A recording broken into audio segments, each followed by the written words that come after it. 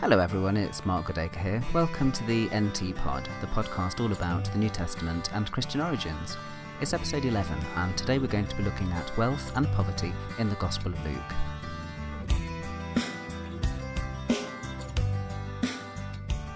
When I was at school, I was told that the Gospel of Luke is the Gospel of the underdog. It's the one which sets out with shepherds adoring the baby Jesus rather than the kind of magi that you get in Matthew's Gospel.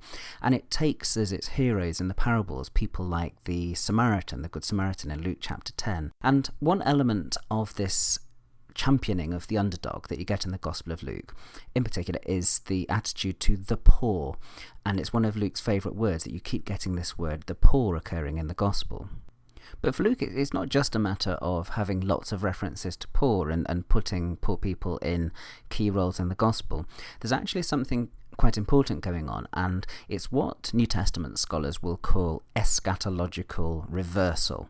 In other words, whatever the realities are in this world, in the kingdom of God, they will be turned over, they'll be reversed, there'll be a complete changeover.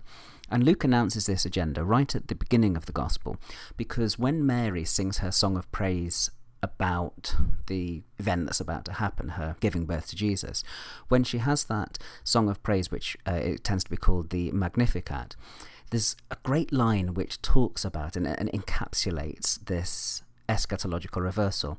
This is Luke 1:52-53. Mary says, "He has brought down the mighty from their thrones, and he has exalted the humble. He has filled the hungry with good things, and he has sent the rich empty away."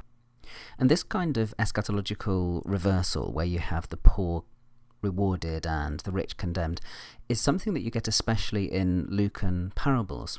If you turn your attention to a couple of them, Luke chapter 12, verses 15-21, there you have the parable of the rich fool.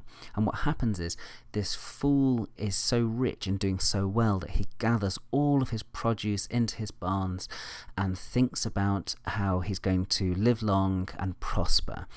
And he says, I'm going to eat, drink, and be merry. And God says to him, "You fool, this very night your life will be required of you."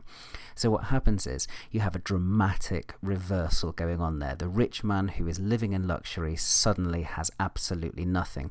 And then the same theme's taken even further in a parable in Luke chapter 16, verses 19-31, called The Rich Man and Lazarus, or to use the old Latin, Dives and Lazarus. And what happens here is a dramatic representation of a complete switch around. What happens is Lazarus is the poor man who is at the gate of the rich man's mansion. He would love to eat the crumbs that fall from the rich man's table. But what happens is when the rich man dies, he goes to Hades and he is suffering down there. He begs Lazarus, who has gone to Abraham's bosom, if he could only just have a little touch of water to cool his tongue. And what you have here is really like a dramatization of an earlier part of Luke's Gospel. If you turn to chapter 6 in Luke, you get to a famous passage, very famous passage, right at the beginning of the Sermon on the Plain, where Jesus begins a whole series of Beatitudes. And in Luke, the first Beatitude goes, "Blessed are the poor, for yours is the kingdom of God."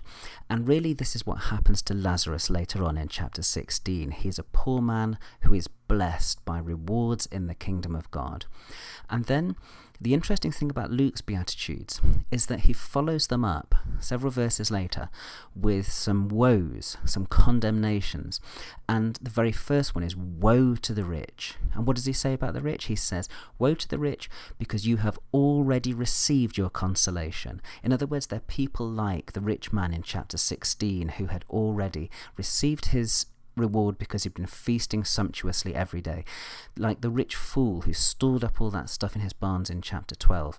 So you get this eschatological reversal, very key theme in the whole of Luke's Gospel. So does Luke perhaps see this whole business of the poor receiving their rewards in the kingdom as somehow a key element in the gospel. You can bet your life he does, because right there at the very beginning of Jesus' public ministry in chapter 4, what happens is Jesus has an agenda-setting sermon in Nazareth. He goes to the synagogue in Nazareth, and it's much earlier in Luke's gospel than it is in Matthew and Mark. In Matthew, the same incident happens in chapter 13, in Mark it happens in chapter 6, but Luke has it right towards the beginning of Jesus' ministry, not long after he's been tempted by the devil in the wilderness.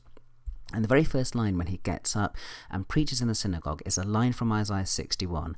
And he says, "The Spirit of the Lord has anointed me to preach good news," that's the word, the gospel, "to the poor." So Luke seems to see the gospel as being centered on the poor. And the way that he configures this is as a kind of reversal in their fortunes, that hearing Jesus' words will transform their whole outlook radically, because they're going to have this reward in the kingdom. But there's another element to this in Luke's gospel. It's one which we could easily miss if we're not careful, but it's very important. It's the way that Luke connects poverty with discipleship. He links the whole business of being poor with being a disciple. Take a look at chapter 14 and verse 33 in particular. Here Jesus says, "Every one of you who does not renounce all of their possessions is not able to be my disciple." And it's not just in sayings material that you get this clear view that discipleship entails the leaving behind of all possessions. It occurs in the narrative material of Luke's Gospel as well. And so if you go back to the call of the disciples in Luke's Gospel chapter 5, Luke interestingly adds little phrases to what he takes over from Mark. So when Simon and his brother Andrew and James and John follow Jesus in Luke chapter 5, you have this interesting little line added that having left everything, they followed Jesus. That's Luke 5:11. And that little phrase, having left everything, is something that Luke has added to Mark on the assumption of Markan priority, which I share. And then again, when Levi is called, Luke is careful to add a little phrase there to his Markan source, where he says, having left everything, Levi goes and follows Jesus. That's in Luke 5:28. And what Luke is doing here, I think, is he's setting things up for that grand pronouncement at the beginning of the Sermon on the Plain in Luke chapter 6 verse 20, where he says, "Blessed are the poor." What's so interesting is that where he has Jesus announcing "Blessed are the poor," who is he speaking to? He's speaking to the disciples. It's very clear in Luke 6:20 that Jesus lifts his eyes and speaks directly to the disciples. So it's not just some kind of grand abstract blessing on the poor, but it's particularly those ones that Jesus has encouraged to leave everything in order that they could follow him. And one other thing that is worth bearing in mind is that Luke, of course, didn't just settle with to write one book. He's the only one of the gospel writers that writes a sequel. Very bold and brave thing to do, and I'd love to visit that again in the future on the NT Pod. And in Acts of the Apostles, he continues this story about the business of renouncing possessions in order to follow Jesus. But that is a story for another day, or it's an episode for another NT Pod. Well, thanks very much for listening to the NT Pod. It's been good to have your company. I usually go through at the end of the pod with a whole list of places that you can find me, and frankly it does get a little bit tedious, doesn't it? But let's just say that if you tootle along to Mark Goodacre, that's all one word, .org, you can find everything that you need to find there. So thanks again for listening, and I'll see you again soon.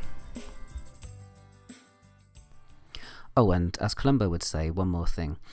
It's difficult to talk about issues connected with poverty in the ancient world and in ancient texts without being reminded of the appalling situation regarding poverty in our world today. Please consider a donation to Oxfam. You can find them on the web at oxfam.org. I don't charge for this podcast, so if you are the kind of person who might be inclined to give, then please consider a donation to Oxfam. Thanks very much for listening.